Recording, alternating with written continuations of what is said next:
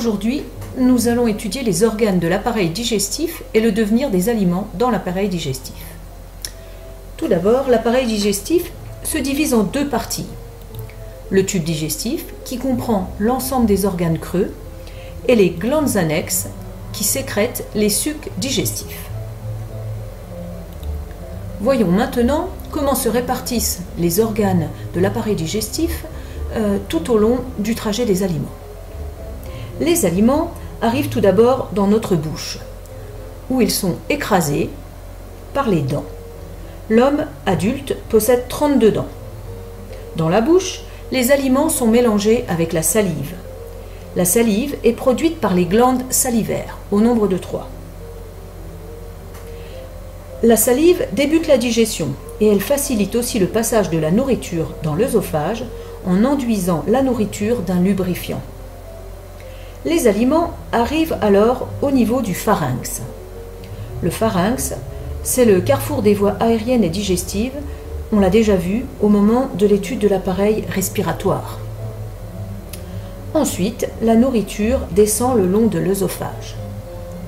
Ce dernier est composé d'anneaux qui vont se contracter et qui vont ainsi faire descendre la nourriture vers l'estomac.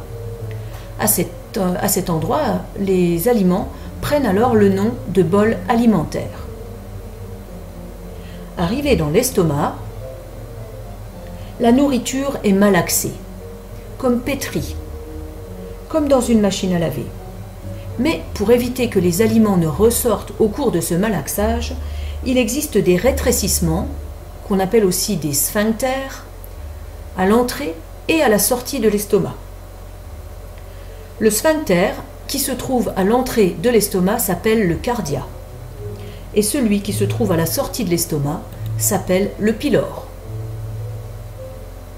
D'autres agents interviennent dans la transformation de la nourriture au niveau de l'estomac. Ce sont les sucs gastriques. Les sucs gastriques sont produits par la paroi de l'estomac.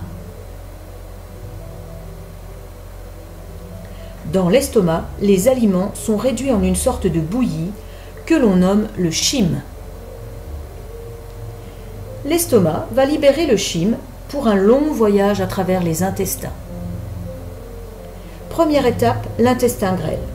L'intestin grêle est très long. Dans la réalité, il mesure pratiquement 6 mètres. La digestion se poursuit dans l'intestin grêle grâce à des liquides qui sont produits par le foie et le pancréas. Et les aliments ingérés prennent le nom de chyle quand ils se trouvent dans l'intestin grêle. Le foie et le pancréas ne font pas vraiment partie du tube digestif, mais ils jouent tout de même un rôle essentiel dans la digestion puisqu'ils interviennent dans l'apport de sucs digestifs. Le foie tout d'abord, qui se situe ici, c'est une glande digestive qui va fabriquer la bile. La bile va s'accumuler dans la vésicule biliaire, ici, donc déversée ici dans la vésicule biliaire, avant d'être ensuite déversée dans l'intestin grêle. Le pancréas produit le suc pancréatique qui va lui aussi être déversé dans l'intestin grêle. Les parois de l'intestin grêle comportent des replis à l'intérieur qui sont comme des racines qui poussent vers l'intérieur. Ces racines vont puiser dans le chyle l'énergie et les nutriments dont le corps a besoin pour fonctionner. Les villosités, qui se trouvent à l'intérieur de l'intestin grêle, sont connectées directement au système sanguin.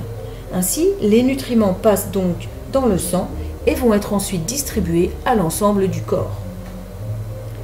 Ce qui reste du chyle, ici, va passer dans le gros intestin. Le gros intestin est un tube à gros calibre, sans glandes digestives. Il a une longueur moyenne de 1,3 m chez l'adulte. Au début du gros intestin, on remarque une petite poche creuse, ici. C'est l'appendice. En cas d'inflammation, cette partie devient douloureuse et on souffre d'appendicite. Le gros intestin, on l'appelle également le côlon. Il comporte 3 parties en fonction de leur disposition. Tout d'abord, une partie ascendante, c'est le côlon ascendant.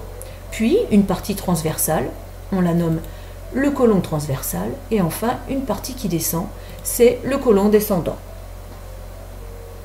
Le côlon est capable d'absorber l'eau qui reste dans la bouillie et le reste va devenir solide et tout le restant solidifié est entreposé dans la dernière partie qui s'appelle le rectum. Cette matière solide, on l'appelle aussi l'aisselle ou les fesses. L'aisselle arrive à l'anus qui va ensuite permettre de les évacuer sous forme de déchets. Ainsi, on peut maintenant suivre le chemin parcouru par un aliment dans notre corps. Cela va nous permettre de comprendre la différence entre le tube digestif et l'appareil digestif. Le tube digestif, c'est la cavité dans laquelle ont circulé les aliments. Alors que l'appareil digestif, c'est ce tube digestif plus tous les autres organes qui participent à la digestion, donc également les glandes.